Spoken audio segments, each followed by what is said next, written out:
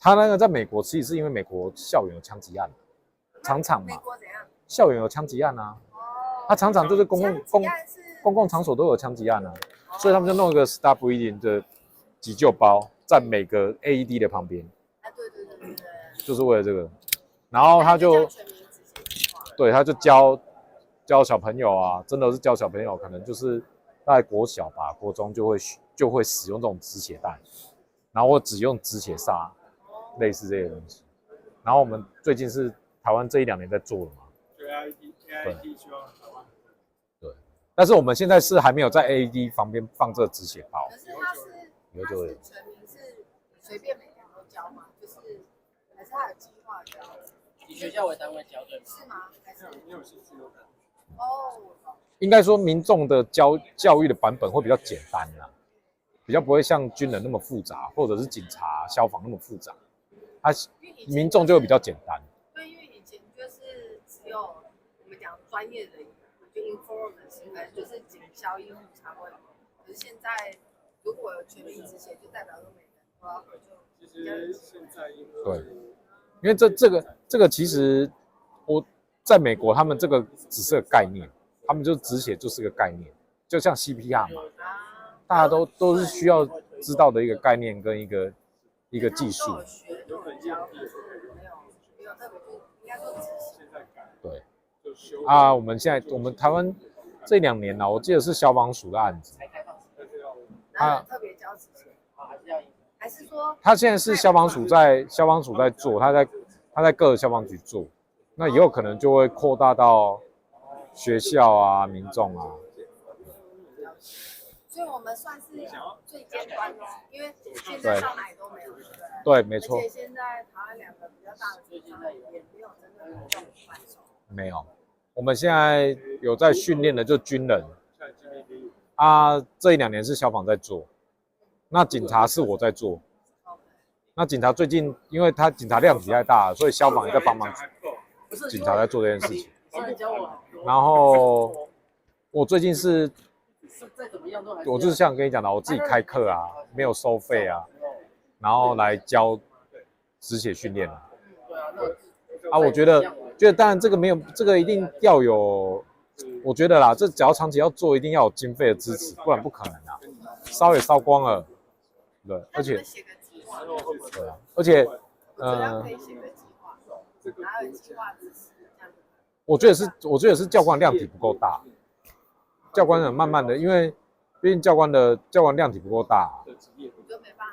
因为我们算是你看我们 CPR 能做到现在，就是学校都能教啊，卫生局都会教，都定期的课程，是因为我们 CPR 的能教 CPR 的种子教官变多了嘛，量体大了。那我们的止血大概是3到4年而已。止血训练这个事情，它 CPR 虽然很多都是现场，可是它也有影片教学，那这个有用吗？影片教学我觉得也有用，但是因为我们影片教学，这个 CPR 教学跟我们的止血教学最大不一样的地方就是，我们止血带的教学啊，你要感受到，因为你要实际感受到那个紧度，因为假如我们一般人看影片，你从影片上面看，你看不到你绑这止血带的紧度，但止血带有个很重要的一个概念，就是你第一下一定就是要绑到手都穿不进去，你才能在转棒子的时候少转几圈。这是因为止血带真的如果止血纱让它会比较紧，就是等于是止血纱，我觉得止血纱用看影片下去模拟做这件事情，我觉得会比止血带更快，因为它的技术更简单，所以它的普及率可以对，它更简单，因为简单来说就是你布塞进一个洞里面嘛，这个技术很简单，你用看了就可以大概可以知道哦，原来这技术就这样做。但是我觉得这件事情取决于这个人他敢不敢做这个事情，因为那是个伤口，对。因为有的人看到血，还是看到伤口，还是看到怎样，会害怕。对，但是我相信那是对，那可能是例如说我的家人嘛，家人我相信应该就自己所爱的人应该就会，你应该就会克服这个问题。对你可能就会因为这个伤口怎样，可能伤口是烂掉的，还是它的出血量很大啊，然后很严重啊，你可能就会讲白点，你就会紧张嘛，紧张不知道如何下手嘛，或者是这个人一直叫你也不知道这样塞他会不会再叫更大，一定叫更大声，因为更痛啊。那你会不会就收手，就哎呦？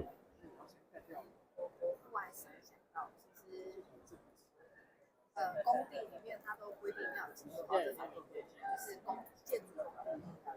然后我那时候想说，如果可以的话，是不是在每个建筑工地法规都要求一定要配备这样子的之前，因为他们只在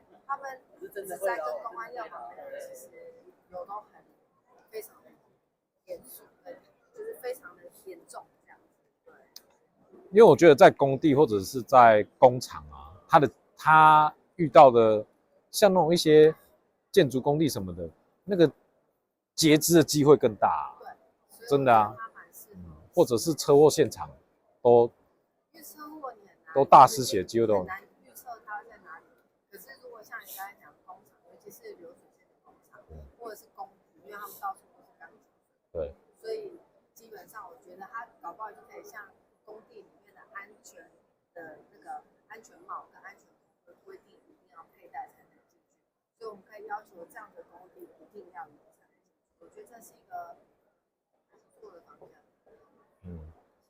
就像一个简单的医疗箱的概念一样。对，但因为现在大家手边